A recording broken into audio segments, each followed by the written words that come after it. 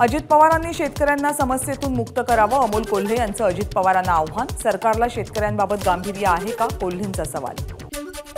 भर उन्हात आक्रोश मोर्चात सहभागी झालेल्या शेतकऱ्यांना अमोल कोल्हेंनी वाढलं जेवण। मोर्चाच्या बंदोबस्तासाठी तैनात पोलिसांनाही घातलं जीव। भाजपमध्ये तिकिटाचा निर्णय केंद्रीय नेतृत्वाकडून होतो। 15 वर्ष आमदार आणि ऊर्जा मंत्री म्हणून चांगलं काम करूनही मला घरी बसवलं होतं। पक्षाकडून कुणालाही तिकीट मिळेल आणि कुणालाही घरी बसावं लागेल। चंद्रशेखर बावनकुळेंच्या आमदार खासदारांना सूचना। सोलापूरमधल्या करमाळा नगर रोडवर भीषण अपघातात 4 मृत्यू, 6 जण गंभीर जखमी। शिर्डीच्या दिशेने जाणाऱ्या कारला कंटेनरची धडक। खासदार सुप्रिया सुळे बारामती दौऱ्यावर। वालचंद नगरमध्ये क्रिकेटच्या मैदानाला दिली भेट। सुप्रिया सुळेंनी केली जोरदार बॅटिंग।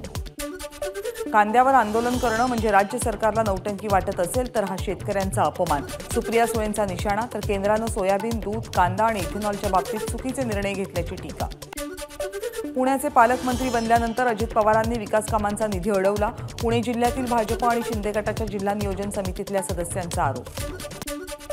उपमुख्यमंत्री देवेंद्र फडणवीस पुणे दौऱ्यावर। माजी आमदार दिगंबर भेगडे यांच्या प्रथम पुण्यस्मरण आणि स्मारक लोकार्पण कार्यक्रमाला फडणवीसांची उपस्थिती।